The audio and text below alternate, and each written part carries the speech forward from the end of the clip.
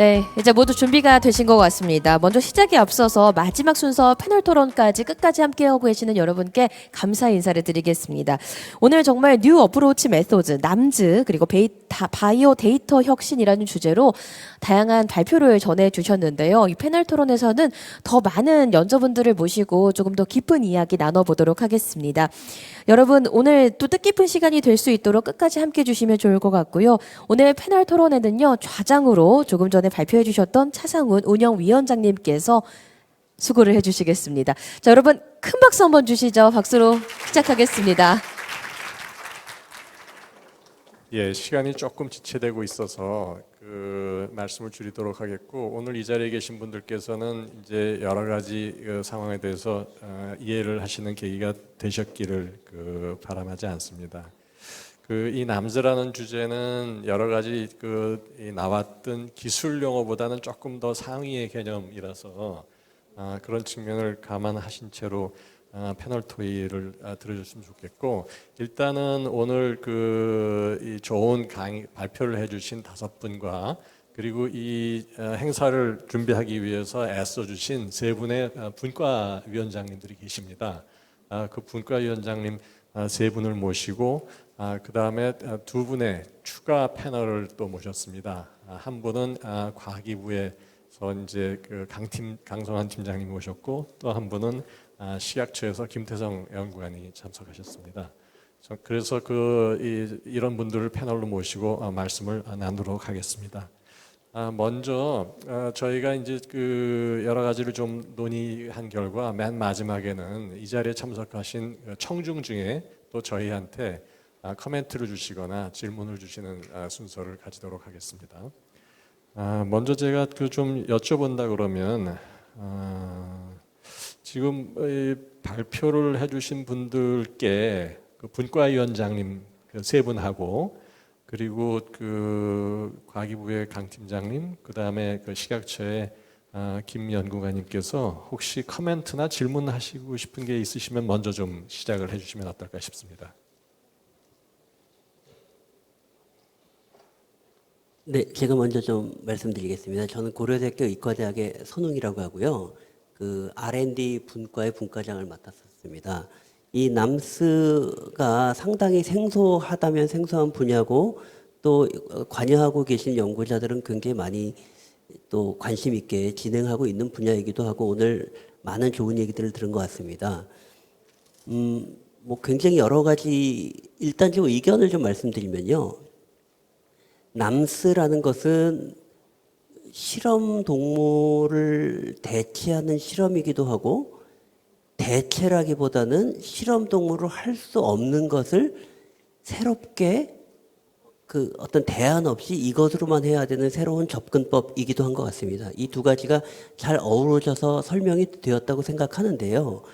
사실은 그럼에도 불구하고 현재까지 많은 아이디어의 첫 번째는 얼터너티브, 대안이라는 개념이 훨씬 더 이제 선에 있는 것은 사실인 것 같습니다. 대안이라고 생각하면 가장 중요한 문제는 실험 동물을 대체할 만한 에코시스템을 만들 수 있느냐라는 문제라고 생각이 들거든요. 예를 들면 업계에서 내가 연구실에서 남스에 관한 어떤 오르가노이드 배양법을 만들어서 인하우스에서 모든 걸 해야지라고 생각을 하시지 않을 것 같거든요. 실험동물은 잭슨에서 구매를 해야지, 실험은 CRO로 해야지, 이렇게 생각하시는 것처럼 다양한 이제 서드 파티들이 참여하게 될 텐데, 우리의 현황에서는 남스에 관련한 CRO가 아주 일부 있는 것 같고요. 그다음에 실험동물처럼 구매해서 사용할 수 있는 올가노이드도 그렇게 흔하지 않은 것 같습니다. 그래서 이런 측면에서 보면 거대한 어떤 산업의 바탕을 만들고 이것을 왔다 갔다 할 수 있는 에코시스템을 만드는 것이 사실 어떻게 보면 굉장히 중요한 문제라는 좀 생각을 들었고요. 그것을 위해서 각 어떤 R&D 분야, 산업 분야, 그리고 규제 분야에서 한 반발짝씩 앞으로 가고 계시는구나, 약간 이런 생각을 했습니다. 그래서 아마 이런 것이 계기가 돼서 이것이 한 발짝 두 발짝이 되어야 된다는 생각을 좀 더 깊게 하게 됐고요. 이 과정에서 특히나 정부의 역할, 또 지원의 역할도 굉장히 중요하다는 생각을 좀 하게 됐습니다. 일단 질문보다는 이렇게 이제 약간 좀 소감을 코멘트 드리는 것으로 하겠습니다. 예, 그러면 저도 한 말씀 드리도록 하겠습니다. 저도 산업분과위원장을 맡고 있는 이승규입니다. 요새 바이오 산업계는 뭐 남수건 AI건 둘러볼 여유가 별로 많지는 않습니다. 솔직하게 워낙 이제 바이오 산업계가 안 좋지만, 근데 결국 이게 신약을 개발하는 과정에서 우리가 흔히 말하는 투자 대비 경제적 이익을 본 우리가 IRR이라는 얘기를 많이 하는데, IRR이 2020년도부터 제로로 떨어지기 시작했습니다. 결국 그 말은 뭐냐면 연구를 하고 신약 개발을 할수록 이익이 안 나는 구조가 돼버린 거거든요. 결국에는 이제 거기에는 여러 가지 뭐 다국적 제약회사의 인허가를 어렵게 하는 로비가 있었다는 그런 풍문들도 있기도 하고, 워낙 요새는 안전에 관련된 부분의 가이드가 높기 때문에 점점 봐야 될 것이 많다. 그래서 점점 더 이제 요구사항들이 많기 때문에 비용이 많이 들어가는 이제 그런 요구사항이 있기 때문에 산업계에서 뭔가 앞단, 뭐 약물에 스크리닝 하건 아니면 임상을 하건 아니면 마케팅을 하건 아니면 환자에 복용됐을 때 환자의 편의성을 주건 간에 뭔가 획기적인 기술이 들어오지 않으면 지금으로는 경제성을 맞추기가 좀 어렵다는 얘기들이 아주 많습니다.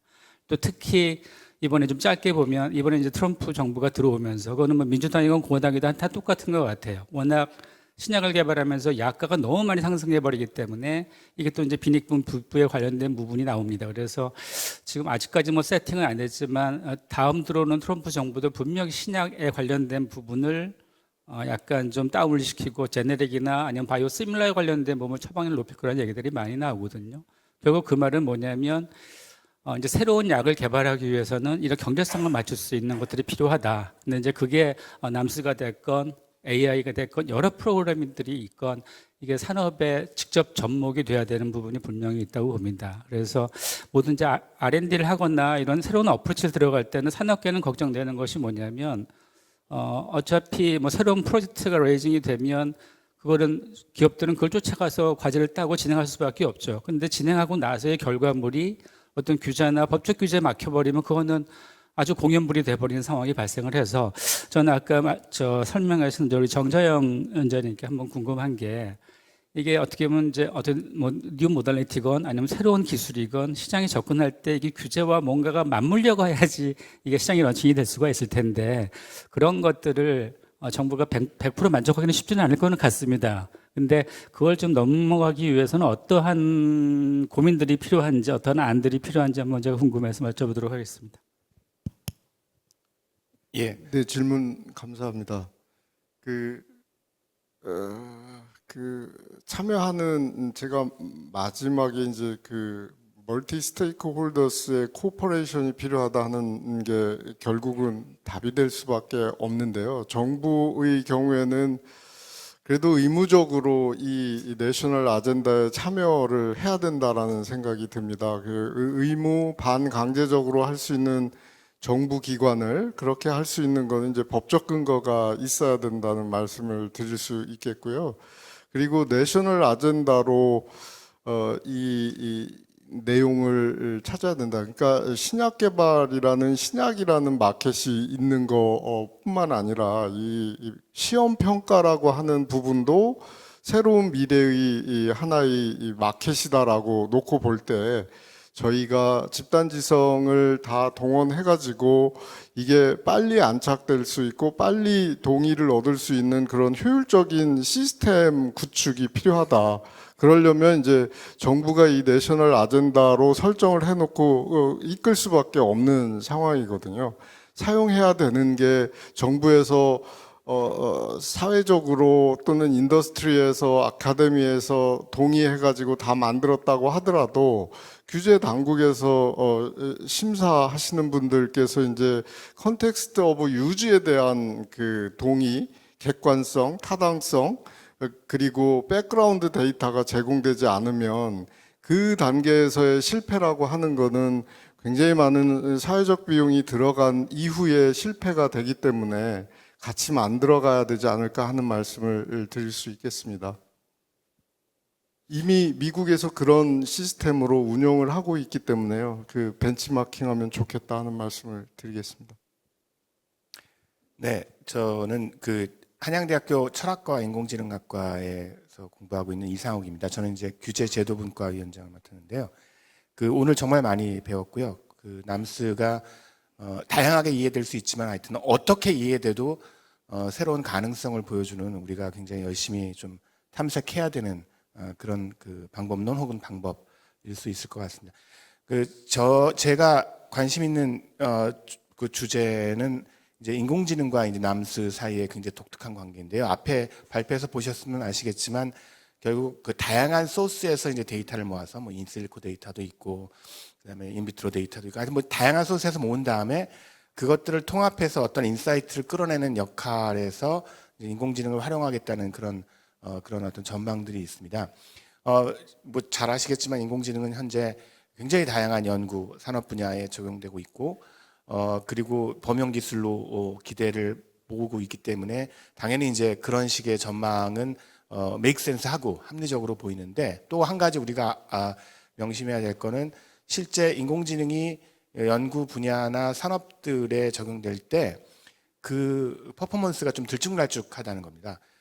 근데 중요한 건 왜 들쭉날쭉한지도 잘 모르는 경우가 있거든요. 예를 들어서 똑같이 우리한테는 그냥 암인데 어떤 암에는 기가 막히게 정확도가 높고 굉장히 유용한데 또 어떤 암에는 뭐 도저히 이해가 안 될 정도로 굉장히 정확도가 낮고 그러니까 그렇게 아직까지는 우리가 가지고 있는 컨셉들이나 메소돌로지와 인공지능을 활용했을 때의 그런 프레임워크나 theoretical 언더스탠딩 여기 사이에서 좀 간극들이 있을 텐데 그래서 제가 이제 안 교수님께 좀 궁금한 게 인공지능 많이 사용하시니까 그냥 인공지능을 사용해서 바이오메디컬 사이언스를 하는 거가 아니라 남스처럼 이렇게 굉장히 이질적인 데이터들이 모여서 거기서 인사이트를 뽑아내야 될 때 현재 교수님이 보시기에 가장 챌린징한 게 뭔지 우리가 반드시 좀 짚고 넘어가야 되고 좀 해결해야 될 문제가 뭐가 있을지 한번 여쭙고 싶습니다. 기왕에 그 우리 이상욱 분과위원장께서 그 언급을 하셨으니 제가 거기에 더해서 현재 우리나라의 비임상 바이오 데이터 생태계가 조금 더 좋은 방향으로 가려고 그러면 어떻게 되는 게 필요할지도 같이 좀 언급해 주셨으면 좋겠습니다. 네, 좋은 질문 감사드립니다. 그 아까 발표에서 그 SCGPT라고 하는 모델에 대해서 말씀을 드렸습니다. 그게 보항이라고 하는 캐나다에 있는 교수가 만든 그 파운데이션 모델이고 사실 이제 바이오빅 데이터를 하는 사람들한테는 작년에 굉장히 충격적인 논문이었어요. 뭐냐면 우리가 보통 싱글셀 데이터라고 해가지고 뭐 이렇게 조직에서 세포의 유전자 발현량이 어떻게 나오는지를 보는 기술을 하는데 그런 데이터를 이제 챗GPT처럼 이렇게 학습을 시켜가지고 이제 활용하는 모델이죠. 그런 모델이 있을 때 어떻게 할 수 있냐? 어떤 하나의 유전자를 주면 그 유전자가 넉아웃 됐을 때 그 조직에서 발현량이 어떻게 변하는지를 볼 수 있습니다. 그러니까 사실 동물 실험도 필요 없고 조직도 필요 없고 그냥 예측을 하는 거죠. 그런데 우리가 챗GPT를 처음 썼을 때처럼 모델이 굉장히 정확하지 않습니다. 모델이 정확하지 않다라고 하면 이제 너무나 뻔한 답을 할 수 있죠. 왜냐하면 들어가는 트레이닝 데이터 아직 부족하고 도메인의 스페시픽한 데이터 부족하기 때문에 그렇다라고 얘기를 할 수가 있는데요. 뭐 사실 바이오 데이터에서 인공지능 활용에서의 가장 큰 어려움은 결국에 챗GPT나 그냥 일반적으로 우리가 쓰는 여러 가지 그런 라지 랭귀지 모델에 들어가는 데이터에 비해서 데이터의 학습 데이터들이 굉장히 적다라는 점입니다. 그래서 아까 뭐 위원장님께서도 말씀드린 것처럼 그런 NAM 기반의 그런 어프로치들로 데이터들을 좀 정제해서 생산하는 것, 대량으로 생산하는 것 이런 것들이 인공지능 모델 개발이라든지 활용에 굉장히 많은 도움을 줄 것 같고 그게 얼마만큼 필요한가에 대해서는 아직 퀘스천 마크입니다. 그래서 챗GPT도 사실 우리가 굉장히 좀 소위 말해서 안 좋은 데이터들을 넣어서 학습을 하지만 결국에 지금 우리가 쓰는 정도까지 이르렀잖아요. 그래서 사실 지금 파운데이션 모델, 바이오 데이터에서 나오는 파운데이션 모델들도 궁극에는 어떻게 끝날지는 모르겠지만 확실한 건 그 안에서 굉장히 정제되고 고품질의 데이터들이 필요하다라는 거에는 이견은 없는 것 같습니다. 네. 예, 세 분의 분과위원장님께서 다 이제 의미 있는 질문을 주셨습니다. 그 하나 조금 그 흥미를 먼저 이제 불러드리는 측면에서 아까 이승규 그 산업분과위원장님께서 언급하신 거하고 그 선홍 분과위원장님께서 언급하신 거 일부가 겹친다고 저는 보는데 미국의 경우에는 그 규제 당국이 먼저 긍정적인 사인을 생태계에 줌으로써 계속 그 뭐라 그래야 되나 역행적으로 관심들이 커졌거든요. 그러니까 규제 당국이 우리 이거 긍정적으로 검토할 가능성 있어라는 신호만 줬는데, 그러니까 산업계가 먼저 반응을 시작했고, 산업계가 반응을 시작하니까 연구계가 반응을 하고, 이런 식으로 줄줄줄줄 앞으로 나와서 기초 원천 연구까지 내려가서 세포 단계의 연구자들까지, 오믹스 하는 사람까지, 데이터 사이언스 하는 사람까지 다시 주르륵 딸려서 올라가는 이런 구조가 지금 돌고 있거든요. 그래서 아까 제가 그 모두 발언에서 보여드렸던 그 회사들이 지금 전부 그 실체를 가지고 있는 비영리 활동을 하고 있는 회사들이고 투자금도 끌어모으고 그러고 있습니다. 매출이 물론 크지 않은 회사들도 그 안에 상당히 있지만, 그런 측면에서 그 우리 식약처의 그 김태성 연구관님께서 두 가지를 좀 한번 말씀해 주셨으면 좋겠는데, 미국이 2012년부터 2단계의 5개년 계획을 10년간 하는 과정에 2단계 때 FDA가 사인을 줘서 IQ MPS Affiliates라고 하는 다국적 제약사들의 컨소시엄이 만들어졌거든요.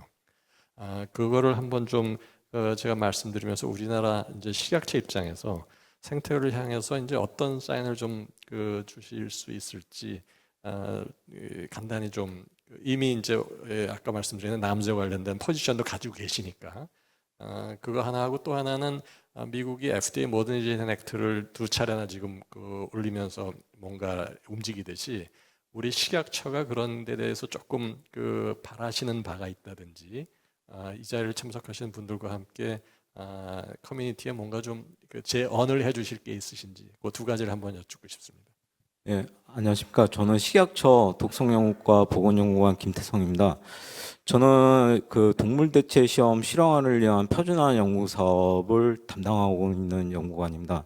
실제로 이제 저희가 이 동물대체 시험 이 사업을 이제 과기부로부터 이제 예산을 받을 때 그 남수에 대한 오가노이드와 생체율집에 대한 NTIS 분석을 해봤습니다. 봤더니 원천 기술이 50%이고 기존 연구가 한 25%, 유효성이 한 15%, 그다음에 안전성이 한 7%, 기타 뭐 AI 기반의 이미지 이쪽이었습니다. 그래서 총 7,700억 원을 거의 최근 5년 동안 예산이 투입되었었고요. 봤을 때 제일 중요한 거는 지금 아까 차성훈 대표님하고 선홍 교수님, 그다음에 이제 정재영 센터장님 다 말씀을 하셨습니다. 이런 것들이 지금 원천 기술서부터 해서 실용화를 되기까지는 실제로 이제 그 엔드 유저와 그다음에 규제 기관, 그다음에 개발자 간에 개발 단계에서부터 규제 당국에서 그 규제 적용할 수 있는 그런 시험법들이 무엇인가를 서로 소통을 했더라면 굉장히 좋았을 것 같다는 생각이 듭니다. 그래서 5년 동안 오가노이드 같은 경우를 보면 굉장히 원천 기술 개발이 이렇게 되어 왔음에도 불구하고 제일 중요한 거는 남수에서는 신뢰성입니다. 신뢰성에 있어서는 과연 기존의 동물 실험하고 비교해 봤을 때 이게 과연 남수가 그거를 생물학적으로 설명이 가능하냐, 기존적으로 독성이나 유효성을 보더라도 정확하게 독성과 유효성에 대한 지표를 설명할 수 있는 기존적으로 타당성을 하냐, 이런 것들이거든요. 그게 다 신뢰성에 입각을 한다고 보면은 아까 이제 컨텍스트 오브 유즈 굉장히 중요합니다. 각 부처 간의 그 사용 목적에 따라서 뭐 유해성에 쓸 거냐 아니면 유해성 평가에 쓸 것이냐, 이런 각 국가기관마다 그 기준이 다르게 될 것이고, 그렇게 된다면 굉장히 그 신뢰성에 있어서 아까 발표하기 앞서서 다 이야기가 나왔지만 검증이 굉장히 중요합니다. 한 실험실에서 워킹되는 것이 아니라 모든 실험실에서 전수가 가능해야 되고 재현성 있는 데이터가 필요합니다. 그래서 저희 식약처에서 이 연구 사업을 이제 시작하는 그 가장 목적은 표준화를 통해서 최대한 OECD나 IOS의 그 국제 시험 가이드라인으로 채택이 되기 위해서 그런 표준화를 통해서 검증을 하고, 그다음에 우리나라에서는 가장 대표적인 한국동물대체시험법 검증센터 국범이 있습니다. 거기서 검증을 통해서 이 최대한 이 5년 동안 사업을 통해서 검증이 될 수 있는 것들을 발굴하고 OECD와 같은 국제 시험 가이드라인으로 채택이 되면은 전 세계적으로 각 국가 기관에서는 안전성 시험 시험이나 독성 시험으로서 활용할 수 있을 것입니다. 저희 식약처에서도 의약품에 어떤 허가나 심사할 때 이런 독성 시험 자료로서 남스의 세포 기반 아니면 생체 조직칩, 그다음에 큐사 같은 그런 컴퓨터 모델링을 활용할 수 있게끔 되어 있는데 그 이면에는 신뢰성이 얼마만큼 있느냐가 가장 중요하고 저희 이 사업을 통해서 실제로 표준화를 통해서 검증을 통해서 국제 조화된 시험법을 마련하는 것이 가장 큰 5년 동안의 그런 목표라고 할 수 있겠습니다. 관련돼서 이 동물대체시험법 관련된 법안에 대한서 이제 잠깐 언급해 주시고 관련해서 이인영 교수님께서 우리나라의 레귤러터리 억셉터스가 되려고 그러면 그 법적 체계의 골간이 어떻게 돼야 될 거로 생각하시는지 먼저 김태성 연구관님 잠깐 식약처에서 법안에 대한 제언이나 바라시는 바를 언급해 주시고 이 교수님께서 말씀 주시면 더. 저희 식약처에서 지금 한정혜 의원실에서 남인순 의원실에서 입법 발의된 그 부분은 저희 비임상 자원연구과와 임상정책과에서 저희가 이제 적극적으로 좀 지원을 하고 있고요. 그에 따라서 이제 저희가 이제 계속 대응하고 있고 또 그에 대해서 이제 지원을 지속적으로 하고 있습니다. 이 교수님께 제가 여쭙고자 하는 것은 FDA Modernization Act 2.0하고 3.0을 아까 언급해 주시지 않았습니까? 예. 그리고 우리나라에서 현재 지금 한 2차례 이상 지난 한 2, 3년간 계속 법안화를 하려고 시도하고 있는 동물대체 시험법안의 간단한 차이점하고 혹시 이 교수님께서 생각하시건대 이런 게 됐으면 좋겠다 하고 하시는 뭐 그런 의견이 있으실지요? 네, 우선은 새로운 남스와 관련해서 관련 법은 지금 없습니다. 없기 때문에 지금 동물시험 대체법을 만들어 나가는 과정이긴 한데 저는 동물시험 대체법이 입법이 된다고 하더라도 사실은 연구를 하는 기초 연구는 생명윤리법과 그리고 인체 유래물에 관한 연구, 유래물 은행의 뱅크에 관한 법을 적용할 수밖에 없습니다. 동물시험법이 생긴다고 하더라도 또 동물시험법만으로 모든 게 해결되지는 않습니다. 기본적으로 국제 줄기세포의 가이드라인도 충족해야 되고요. 우리나라 생명윤리법과 인체 유래물 은행에 관한 규정들을 준수를 해야 되고 그에 관련된 동의서를 다 구비해야 된다라고 하는 생각을 합니다.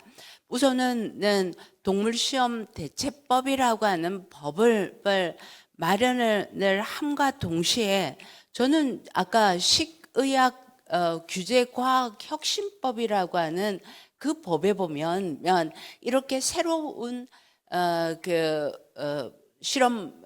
임상시험법에 관한 새로운 연구 방법이 있다라고 하면 그게 표준화되고 안전성이 구비된다라고 하는 걸 전제로 하면 그 법에 따라서 식약처에 요청하여 적용될 수 있는 법 조문을 가지고 있기 때문에 뭐 동물실험법에 관한 대체법 법안뿐만 아니라 식의학 규제과학혁신법에 관한 적용, 그 다음에 기본적으로 기초연구시의 경우에는 생명윤리법과 인체 유래물 은행에 관한 규정에 관한 준수라고 하는 것들이 이루어지면 사실은 연구의 제약이라고 하는 부분이 그렇게 놓여져 있지는 않지 않은가라고 하는 생각을 합니다. 뭐 미국의 FDA 현대화법에 준하는 정도라고 하는 것으로 저는 큰 차이가 없지 않은가라고 하는 생각을 합니다. 네. 아마 이 플로어에 식약처에서 심사 업무도 이제 같이 하시는 경험이 있으신 분들도 계실 테니까 그 점에 있어서 아마 나중에 혹시 의견이 있으시면 제 생각에 FDA 모더니제이션 액트 2.0, 3.0을 만드는 전 단계 얘기를 제가 FDA에 계신 분들하고 직접 얘기를 들어보면 FDA는 오래전부터 Regulation by the Science라고 그래서 과학적인 근거만 있으면 심사관들이 독자적인 판단에 의해서 나름대로 결제 과정 같은 걸 거쳐서 승인을 하고 했다고 합니다. 그리고 그래서 이미 2023년에 모 회사의 MPS를 동원해서 이니팜이라는 데가 IND를 할 수 있었고요. 그런데 그럼에도 불구하고 만들었던 이유는 법적인 근거가 있으면 아무래도 그 융통성이 더 많아지고 좀 더 하기 좋아서 그랬을 거라고는 생각은 듭니다. 그 관련돼서 아까 이제 조인호 그 단장님께서 어떤 언급을 주셨냐 하면 190개가 넘는 그 사업을 하시면서 많은 훌륭한 성과가 있었고 그 중에 일부만이 IND를 지금 갔는데 남즈가 우리나라에서 좀 더 이렇게 적용될 수 있는 게 있다면을 전제로 조금 다른 이 성과가 더 추가될 수 있지 않을까 이렇게 언급을 해주셨습니다. 그러면 그런 점에서 우리나라에 지금 어베일러블한 남즈 테크닉과 제품이 없다는 측면에서 혹시 어떤 그 우회로 또는 숏컷이 있다고 생각하실 수 있는지 한번 좀 여쭙고 싶습니다. 네, 감사합니다.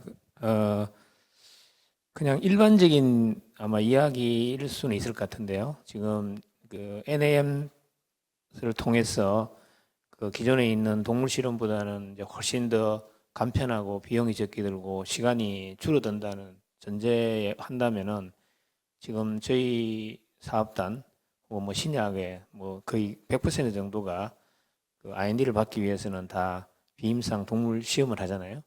그러니까 이제 그 시험을 대체되는 상황이 생긴다면은 당연히 그 비임상에 들어와 있던 많은 그 과제들이 쉽게 가지 않을까 이런 생각이 듭니다.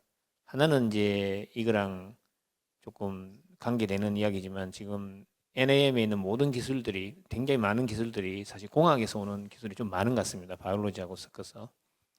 근데 저희 사업단에 보면은 좀 신기하게도 우리 사업단이 조금 이게 그 전공자들이 좀 섞여가 있습니다. 공대 교수님도 계시고 바이오 교수님도 계시고 의과대 교수님도 계시는데 상당히 이게 외국에서는 탑 저널은 상당히 공대 교수들이 많이 내요. 저희 나라는 그 공학이 상당히 발달돼 있는 것 같아요. 공학이. 그러면은 뭐 그래서 이제 사실 반도체도 하고 IT도 하고 이렇게 했어. 사실 NAM이라는 그 지금 조금 다양한 모달리티겠지만 이런 거는 저희 나라에서 참 잘할 것 같다는 생각이 참 듭니다. 의외로. 그래서 지금 미국이 이제 뭐 조금 시작을 하려고 하는 단계죠. 조금 시작을 했죠. 그러면 빨리 캐치하는 게 좋겠다. 이게 생각에는. 그래서 시간이 지금 뭐 법안을 내고 왔다 갔다 하는 시간이 아깝다. 그 전에 우리 쪼매난 기업체들은 다 망하지 않겠냐. 죄송합니다.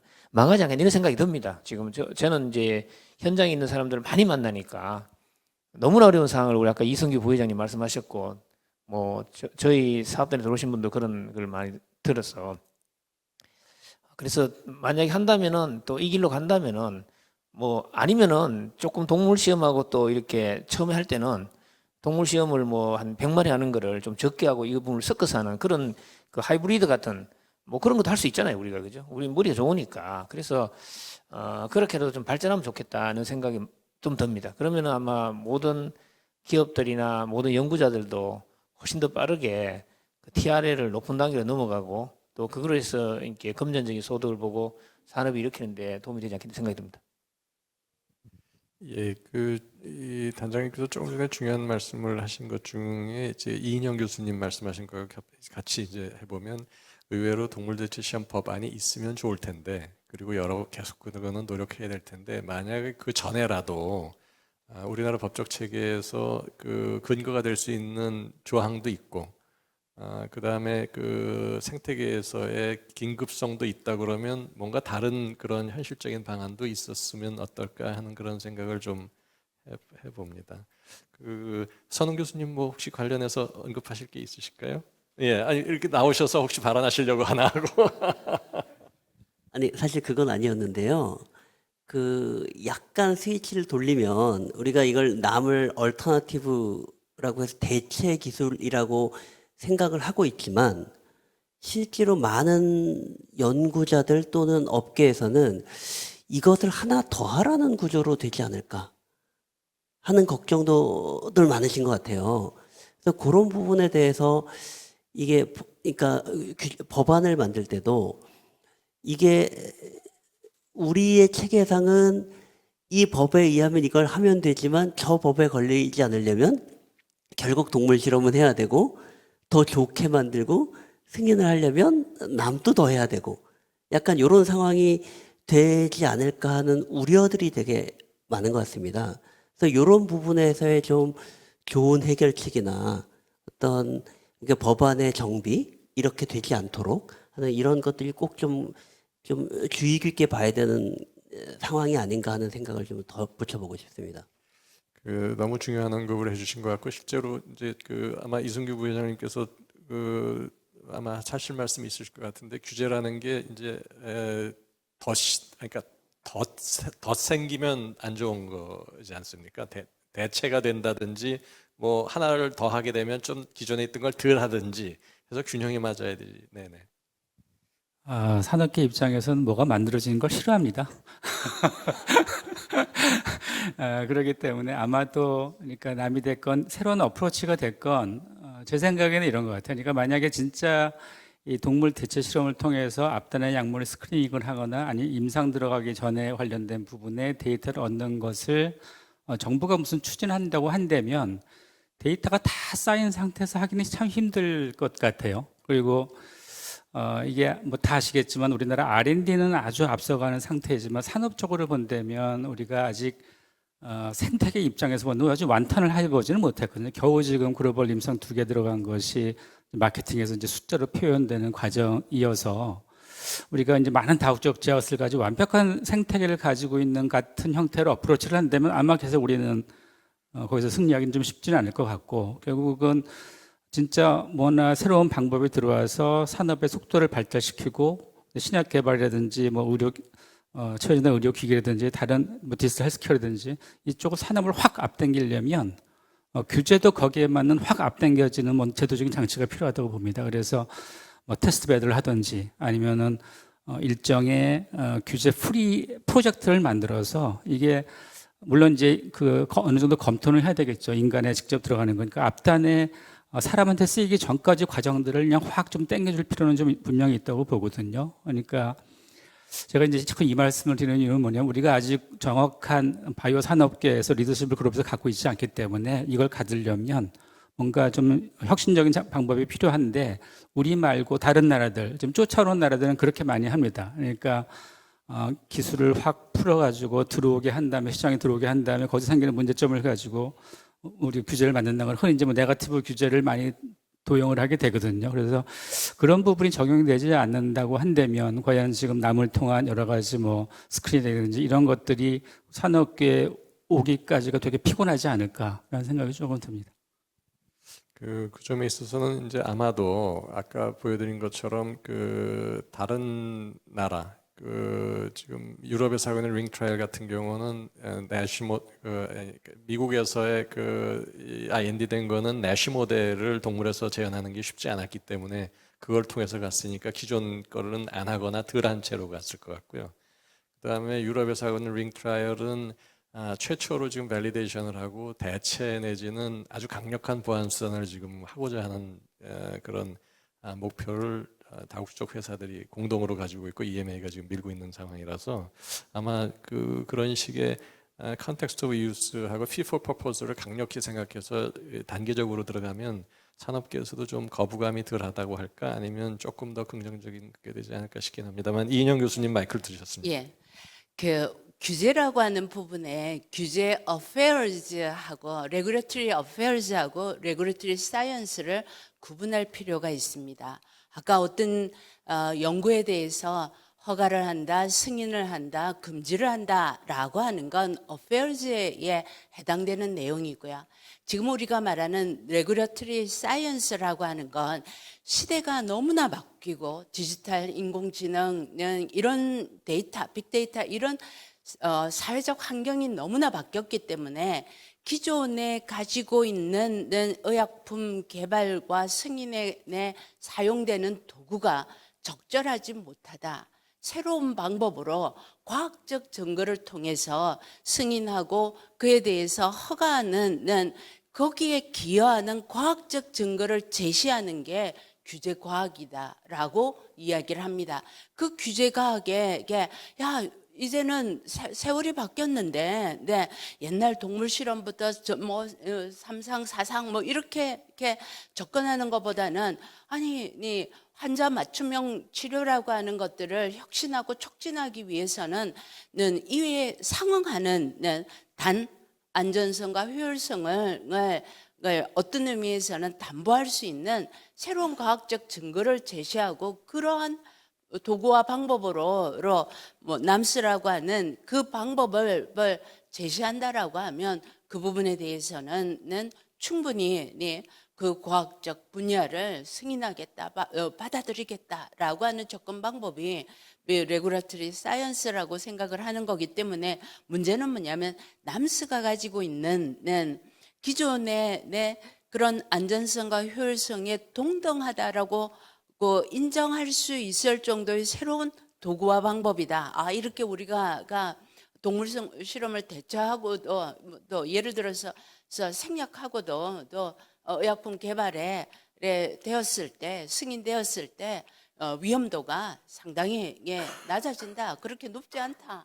기존의 것과 크게 문제가 없다라고 하는 정도의 안전성과 효율성이 담보가 된다라고 하면 저는 그 새로운 과학 분야로서의 증거 제시라고 하는 것들을 허용하고 우리 사회가 받아들이는 거 아닌가라는 측면이기 때문에 규제를 한다라고 하는 어페어즈하고 규제의 사이언스하고는 조금 차이점을 가져야 될 필요가 있다. 제가 잠깐 그 의견을 좀 첨부하면 메신저 RNA가 백신이 들어올까지 과정을 좀 보시면 저는 극명하다고 봅니다. 만약에 통상적인 상황에서 메신저 RNA가 백신이 오기까지 오려면은 지금부터 한 10년에서 15년 정도가 더 필요했었던 거거든요. 그러니까 이제 메신저 RNA가 사이언스 데이터가 완벽했기 때문에 런칭을 했나 그것도 아니거든요.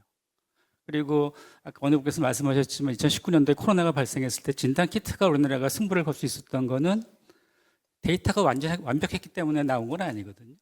정부 기관에서 급했기 때문에 그리고 어느 정도 속도감이 있고 그래도 기본적으로 시장에 낼 수 있는 데이터가 나왔기 때문에 시장이 풀어서 결국은 코로나를 거치면서 우리나라가 많은 브랜드가 상승하고 했던 겁니다. 그래서 이게 새로운 뉴 모달리티나 새로운 기술들이 시장에 나올 때 많은 데이터를 요구를 해버리면 그거는 하설 없이 가는 건다고 봐요. 그래서 이제는 우리가 완벽하지 않은 생태계에서 마치 완벽한 것 같은 산업 구조를 가지고 그 규제를 가지고 그 산업을 평가하거나 해버리면 더 이상 우리는 쫓아가거나 캐치업할 수 있는 여지가 많이 생기지 않기 때문에 이 바이오라고 하는 이 섹터가 우리가 만약에 글로벌하게 어느 오너십을 갖고 있고 거버넌스를 가지고 있다면은 그 규제를 적용해서 차근차근 발표해서 데이터 파일업을 하고 런칭하는 게 맞긴 하지만 그렇지 않다면 우리가 뭔가 새로운 기회를 가지려고 한다면 어느 정도는 풀어서 기술들이 확 앞서 나가게 하고 나서 그 다음에 뭐 규제가 됐건 여러 가지 제재를 하는 것이 지금 상황에서는 산업계에서는 원하는 게 아닌가 그렇게 생각을 합니다. 예, 조인원 단장님. 네. 제가 저 말씀을 들으니까 작년에 제가 미국 FDA에 가서 셀세라피 하는 그 디렉터를 만났어요. 한국 분이세요. 성경은 박사님이시라고.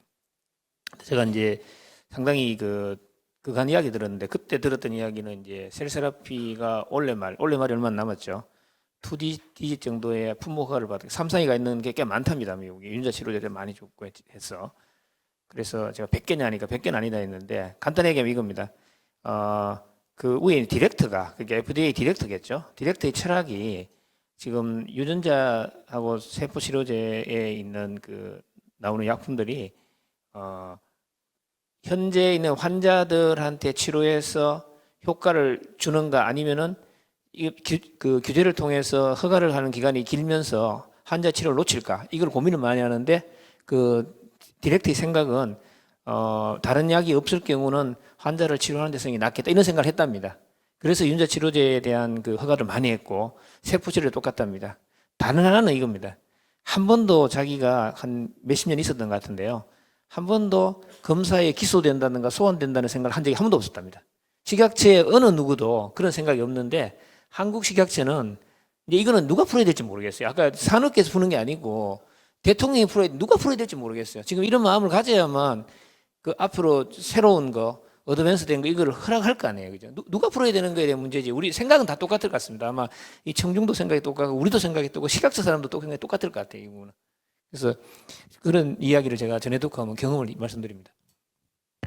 예, 그 너무 중요한 말씀이었던 것 같습니다.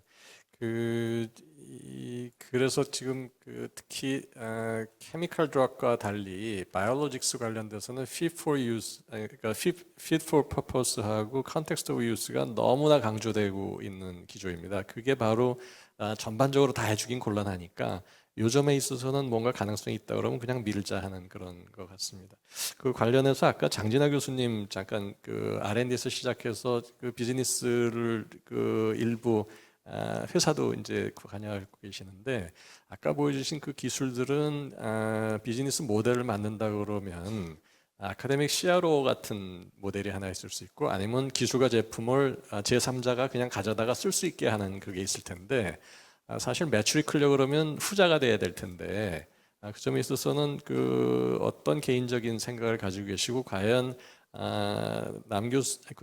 장 교수님께서 하시고 계시는 그 기술 분야가 어떤 비즈니스 모델에 더 어울린다고 생각하시는지 잠깐 말씀해 주시면 청중들께서도 이해하시기 좋을 것 같습니다. 네, 이런 엔지니어링 쪽에서 이제 남스를 접근하는 영역 중에 큰 부분, 그러니까 크게 이제 저희가 잘 익숙한 텀으로 얘기를 하자면은 결국 소재냐 부품이냐 장비냐가 되는 것 같습니다. 그 말씀은 사실상 엔드 프로덕트 그 자체는 저런 평가를 하는 모델이 되겠지만은 저 모델 그 자체가 비즈니스 모델이 되기에는 아직까지 우리나라 산업계에서는 굉장히 자리 잡기 어렵다라는 생각을 하고 있습니다.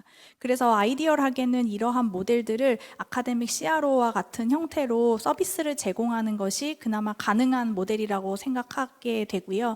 그렇지만 현 상황에서 그러니까 앞으로 한 5년 이내의 그런 비전으로 봤을 때에는 저 모델 자체가 아카데믹 CRO 서비스를 통해서 비즈니스, 즉 캐시플로우를 창출한다기보다는 저러한 모델들을 개발하는 데 필요한 소재와 그리고 만드는 장비 그리고 부품, 배양하는 그런 부품 같은 것들이 아마도 조금 더 현실 가능한 이야기지 않을까 하는 생각이 좀 듭니다.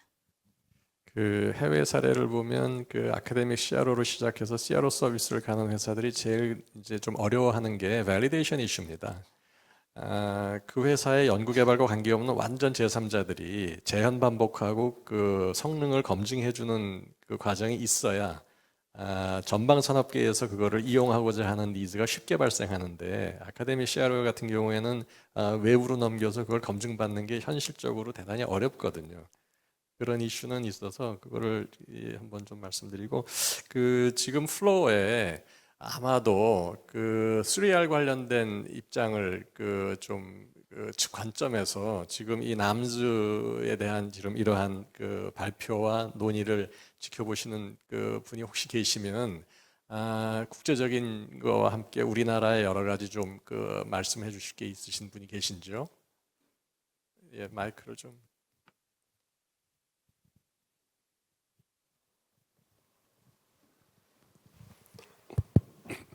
네, 저는 글로벌 동물 복지 단체인 휴메인 소사이어티 연구관입니다. 연구관 송우진입니다. 저희는 남스를 뉴 난 애니멀 메소돌로지 차원에서 보고 있고요. 그래서 동물을 인간과 같은 생명 폼으로 저희가 보고 있습니다. 그래서 이 남스가 활성이 돼서 이런 동물 생명 윤리 관점에서 생명 개체를 보호하는 측면에 조금 더 전향적인 각계의 교수님들 그리고 레귤러토리 에이전트 분들께서 전향적인 생각을 가지시고 좀 적극적으로 남스를 활용하거나 어떤 테스트 해볼 수 있는 그런 기회가 많이 한국에서 생겼으면 좋겠다 생각을 하고요. 그리고 저희가 이거를 산업계적이나 이런 글로벌 차원에서 봤을 때 저희는 약간 명성 측면도 있는 것 같습니다. 생명 존중에 대한 K-남스가 그리고 그것에 의해서 밸리데이션된 어떤 의약품이나 제품들이 세계적으로 나갔을 때 이런 국제적인 표준 생명 존중의 어떤 K-남스가 이바지할 수 있을지 않을까라고 생각을 하고 있습니다. 네, 이상입니다. 네, 감사합니다. 이 마지막 순서로 우리 그 과기부가 이 행사를 사실은 그 생명공학정책센터를 통해서 주관하고 계십니다. 이 자리에 지금 그 생명기술팀장님이신 강성환 팀장님께서 계시는데 오늘 이 남수 관련된 그 담론과 발표 그리고 토의를 들으시고 나서 좀 코멘트도 해주시고 혹시 궁금한 게 있으시면 말씀해 주시고 또 그래 주셨으면 좋겠습니다. 예. 네, 오늘 그 남주 관련된 패널 토론이 남주에 대한 남주 규제에 대한 토론으로만 집중이 되면서 옆에 식약처 담당분 보시면서 안심하고 있었는데요. 네, 마지막 이제 그 발언 주셔서 감사드립니다. 과기정통부 오늘 논의됐던 이제 내용 중에 구체적으로 언급됐던 게 오가노이드와 그 다음에 이제 칩, 바이오 칩이었는데요. 20여 년 전에 선배님 제 대학 박사과정 시절 선배께서 셀컬처하고 있던 저에게 와서 야 외국에서는 DC에서 티슈를 키우고 있어라고 했을 때 왜 그러세요? 농담 마세요. 그랬었던 기억이 납니다. 근데 그런 기술이 이제 20여 년이 지난 후에 동물 실험을 대체할 수 있는 수준이 논의되고 있는 게 참 너무 기쁘게 생각하고요. 과기정통부가 바로 그런 과정에서 일을 할 수 있지 않을까 생각을 합니다. 첨단 바이오 이니셔티브를 이제 총괄하면서 잡았던 개념인 바이오 가치 사슬이 혁신 기술과 데이터를 합해서 서비스 플랫폼을 창출해내고 이를 통해서 국민들이 느낄 수 있는 체감 가치도 만들어내자라는 개념을 만들 때 숨어있던 그 내용이 시간이었습니다. 이런 과정을 모두 다 진행하는 데는 10년 이상의 오랜 시간이 걸릴 수가 있을 것이다 라고 생각을 했고 이런 관점에서 과기정통부는 미래의 오가노이드, 미래의 바이오 오너칩, 랩 오너칩 같은 기술이 사장되지 않도록 미리 조기에 발굴해서 지원하는 역할을 해야 된다고 생각합니다. 금년 같은 경우에 저희가 AI가 노벨상을 받으면서 각광을 받고 있는데 그 틈새 시장으로 생각하는 것 중 하나가 금년에 새로 시작한 인공지능 항체 은행입니다. 이제 항체 같은 경우에는 기존의 단백질 구조와 달리 그 항체 구조 데이터가 많이 없습니다. 그래서 항체 구조를 분석 설계할 수 있는 인공지능의 그 능력은 한계가 있는데요. 금년에 새로 시작한 프로젝트는 그런 항체와 항원 간의 결합 능력은 물론 그에 따른 항체 구조까지 다 데이터화해서 역으로 다시 우리가 원하는 항체를 설계할 수 있는 인공지능을 만들어내자라는 프로젝트를 시작을 했고 이게 만약 완성이 된다면은 이제 연구자분들께 서비스할 수 있을 거라 생각을 하고 있습니다. 두 번째로 노력하고 또 새로운 이제 방향은 새로운 데이터입니다. 지금까지 수많은 오믹스 데이터, 그 다음에 휴먼 유전체 데이터들이 수립이 되어 왔는데요. 최근에 오믹스 같은 경우에 보게 되면은 단순한 서열 정보 외에 거기에 공간과 시간 개념이 들어가고 있습니다. 최근에 새로 만들어진 기술 중에 악타라든지 또는 사이트 같은 그런 새로운 기술들이 만들어지면서 이런 것들이 가능해지고 있는데요. 과기정통부는 25년도 신규 사업으로 한국인의 뇌와 그 다음에 심장에 대해서 오믹스 표준 지도를 구축하고자 합니다. 이게 샘플링 과정에서의 그 표준 레벨을 정하는 것도 중요하고 한 개체, 한 인간 안에서 이제 뇌와 심장 샘플을 동시에 얻는 게 중요합니다. 그래서 어떤 기준을 잡는 게 중요한데 25년도 신규 사업으로 지금 반영을 해놓고 있습니다. 또한 더불어서 오늘 논의됐던 그 이제 오가노이드나 아니면은 이제 미세 생리 환경에 대한 그 과제도 내년도 신규 사업으로 계속 지원하고자 합니다. 네. 앞으로도 과기정통부가 이런 새로운 미래의 남수 기술 놓치지 않도록 많은 조언과 제언 부탁드리겠습니다. 감사합니다. 예, 오늘 시간 관계상 더 많은 이 토론들이 있었으면 하는 아쉬움은 있습니다만 이로써 그 패널 토의를 마치고자 합니다. 대단히 감사합니다. 네, 고맙습니다. 자리로 모시겠습니다. 네, 고맙습니다. 이렇게 정말 많은 분들이 무대 위에 올라와 주셔서 각 분야에 또 이야기를 나눠주시는 패널 토론은 정말 처음인 것 같습니다. 11분께서 귀한 의견을 나눠주셨습니다. 진심으로 고맙습니다. 자, 여러분 지금부터는 좀 저희 안내드린 퀴즈쇼 진행을 하려고 합니다. 자, 화면을 좀 함께 봐주시면 좋을 것 같은데요. 지금부터는 여러분께서 참여를 하셔야 되는 시간입니다. 자, 모두 휴대전화 또는 전자기기 좀 꺼내주시고 자, 뭔가 이 시간만을 기다렸던 것처럼 휴대전화 빠르게 꺼내고 계시는데 오늘 선물의 주인공 어떤 분이 되실지 함께 만나보도록 하겠습니다. 자, 휴대전화 꺼내주시고, 네, 저희 크롬으로 접속하길 권장한다고 안내가 되었고요. 모바일 또는 태블릿 꺼내주시고, 네, 스캔해 주시면 되겠습니다. 자, 앞에 교수님들도 참여를 하고 계시는데요.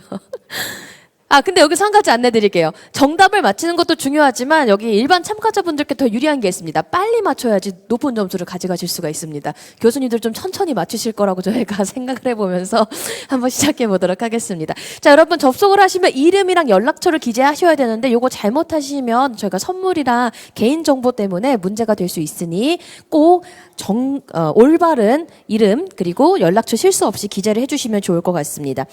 자, 이제 좀 되셨나요? 접속하셨나요? 넘어가 보도록 하겠습니다. 아직 안 하셨나요? 다 하셨죠? 네, 넘어가 보겠습니다. 바로 문제가 나오는 건 아니고요. 선물 먼저 좀 보여드리려고 하는데요. 네, 지금 보시면 저희 1등은 갤럭시 탭 신형이라고 되어 있습니다. 한 분께 드리고요. 신형 갤럭시 워치도 하나 준비가 되어 있습니다. 자, 오늘 긴 시간 동안 힘드시죠? 집에 가셔서 치킨 드실 수 있게 8분께는 치킨 교환권, 그리고 배달의 민족 상품권 10,000원권을 10분께 드리겠습니다. 여러분 정답을 맞추는 것도 중요하지만 빠르게 맞춰야 조금 더 높이 점수가 책정이 된다고 합니다. 빠르게 정확하게 맞춰주시면 되겠습니다. 자, 이 처음 해보신 분들 많으신가요? 혹시 연습 문제 하나 해볼까요? 괜찮으세요? 그냥 바로 시작할까요? 연습 문제 앞에서 좀 원하신다고 하니까 한번 연습 문제 준비되어 있죠? 한번 보도록 할게요. 자, 바이오 미래 포럼 저희 퀴즈쇼 시작하겠습니다. 자, 먼저 연습 문제부터 하나 좀 보도록 하겠습니다.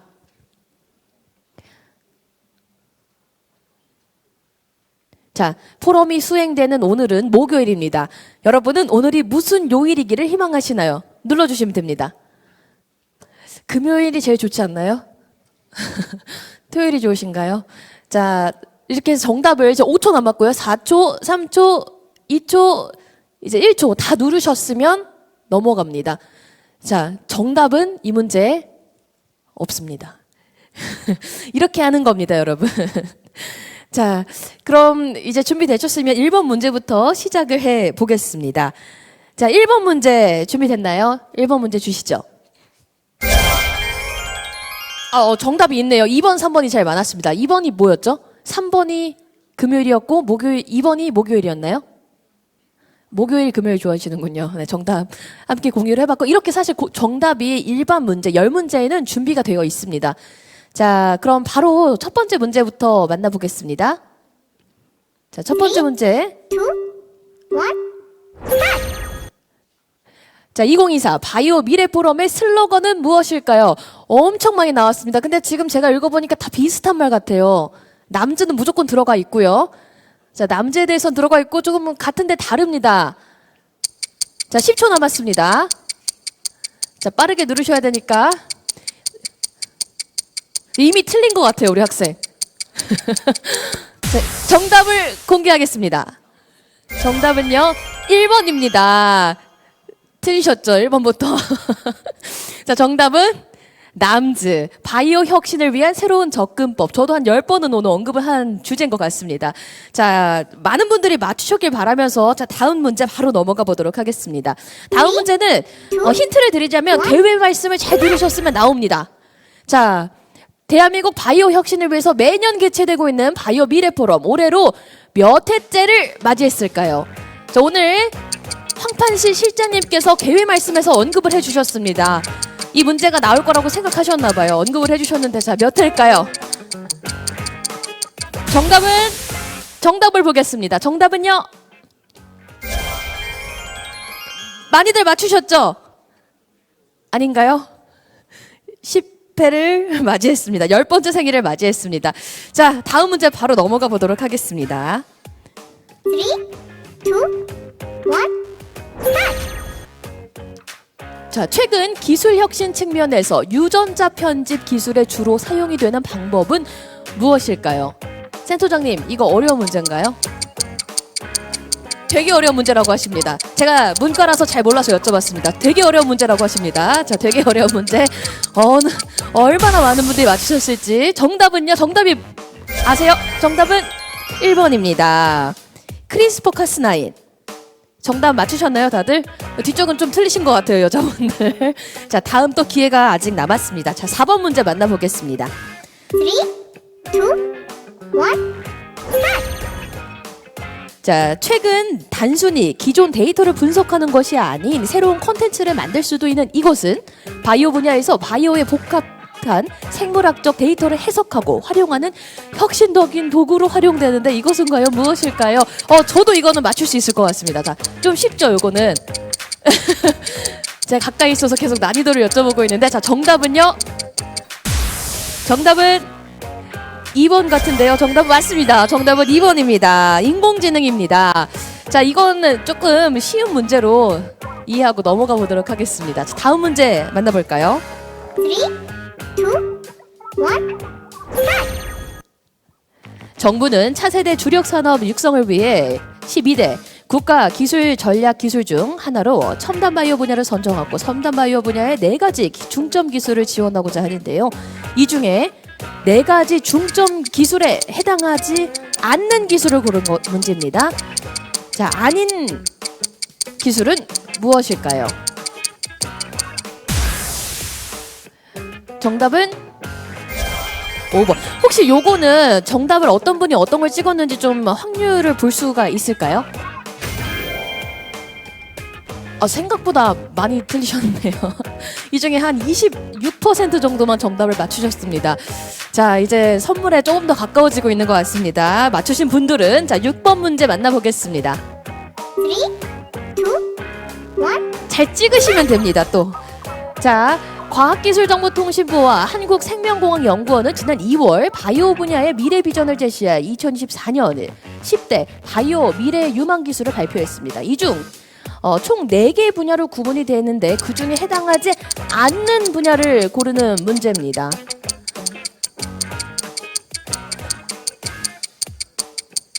서로 논의하시면 다 같이 틀리실 수도 있어요. 자, 정답은요? 정답은 4번 옐로우 바이오 분야입니다. 자, 표정을 보니까 잘 모르겠습니다. 다음 문제 한번 바로 만나보도록 하겠습니다. 잘 풀고 계신 거 맞으시죠? 2, 1. 자, 이번 2024년 바이오 미래 포럼에서 연사들이 다뤘던 핵심 주제는 무엇이었을까요? 이건 좀 쉬운 문제 같습니다. 자, 정답 4개 중에 하나 골라주시면 됩니다. 자, 정답은 뭘까요? 정답은 4번 바이오 데이터 혁신입니다. 많은 분들 맞추셨을 것으로 예상이 됩니다. 자, 저희 8번 문제 좀 재밌는 문제가 준비되어 있는데 8번 문제 좀 집중해 주시고 시작하겠습니다. 3, 2, 1. 자, 기조연서로 참여한 인물은 누구인가요? 김영호, 차상훈, 정자영, 이도헌 누구일까요? 자, 집중해서 들어주셨으면 맞추실 수가 있을 것 같습니다. 자, 4분 중에 기조연사로 함께 해주신 분들은 한 분을 골라주시는 문제입니다. 오늘 총 2개의 기조연설이 있었죠. 그 중에 하나는 바로 정답을 공개해주세요. 이도헌 교수님. 자, 요거 한번 좀 비율 볼 수 있나요? 이거 정답률이 60%나 되네요. 열심히 기조연설부터 오전부터 들어주신 것 같습니다. 자, 9번 문제 넘어가 보도록 하겠습니다. 3, 2, 1. 자, 오늘 이거 좀 어려운 문제 같아요. 유공자 시상식에서 시상 부분에 해당하지 않은 부분은 무엇일까? 약 30명을 시상했고 9개 부분이 있었는데 잘 들으신 분이 있을까요? 기억이 나시나요, 여러분? 자, 8초 남았습니다. 잘 찍으시면 됩니다. 9번입니다. 거의 다 왔습니다. 자, 정답은요? 4번입니다. 맞으셨나봐요, 교수님.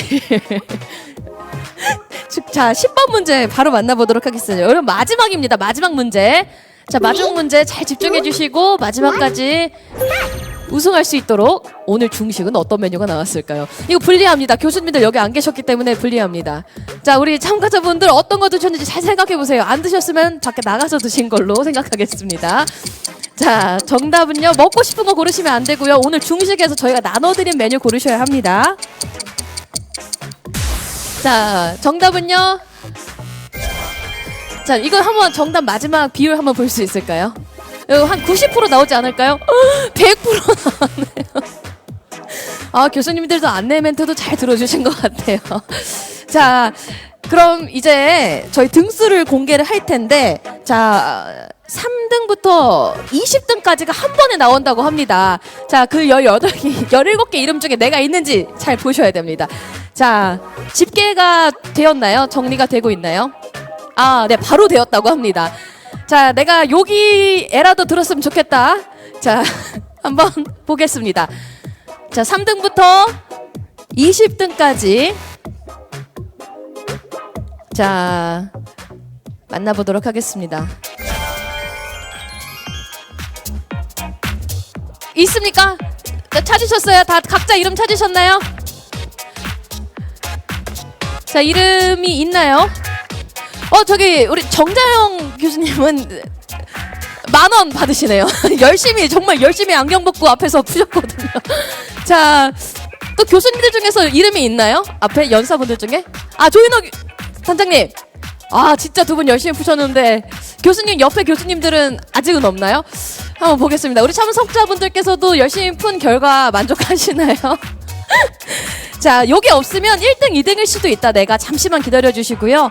자, 여러분 지금 소개드린 것처럼 여기 있는 분들은요. 3등부터 10등이 치킨 교환권, 11등부터 20등이 배달의 민족 10,000원권입니다. 자, 여러분 근데 되게 좋은 게 있어요. 치킨 브랜드를 고르실 수가 있대요. 내가 먹고 싶은 치킨으로 고르실 수가 있대요. 또 이렇게 소소한 혜택을 드립니다.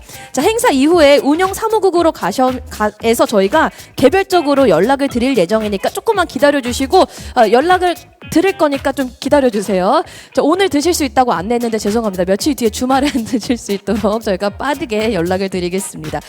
자, 그리고 1등 선물, 2등 선물 저도 정말 받고 싶었는데 저는 참여할 수가 없어서 자, 1등, 2등을 제가 이제 바로 공개를 할 건데요. 자, 2등 먼저 좀 공개를 하도록 하겠습니다. 1등, 2등은 오늘 등록 데스크에서 확인만 하고 이름 확인만 하고 바로 드린다고 합니다. 현물로. 자, 2등 신형 갤럭시 워치 어느 분께 돌아갈지 보겠습니다.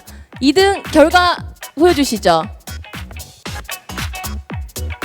배홍희님 어디 계시나요? 맨 뒤에 계시나요? 아, 나 선물 좀 받을 것 같았다 싶으셨어요? 그러셨대요. 축하드립니다. 네, 이렇게 유익한 시간도 보내고 또 선물도 받으시니까 좋으시죠? 받아가시면 되겠습니다. 자, 이제 1등만 남았습니다. 1등을 공개하겠습니다. 1등은 어느 분이 되실지 바로 공개하겠습니다. 자, 바이오 미래 프로 1등 조예림님 어디 계시나요? 축하드립니다. 박수 한번 주시죠. 1등 축하드립니다.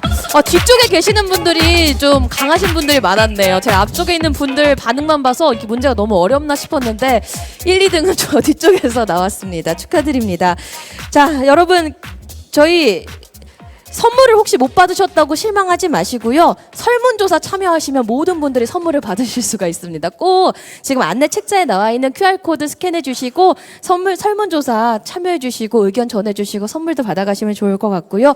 자, 여러분 저희 매년 인사를 드려서 올해가 10회째입니다. 내년은 11번째로 인사를 드릴 텐데 또 보다 유익하고 실질적인 내용으로 인사드릴 수 있도록 많은 관심 계속해서 가져주시면 고맙겠습니다. 자, 내년에도 여러분 인사드리겠습니다. 함께해 주셔서 고맙습니다. 안녕히 돌아가십시오.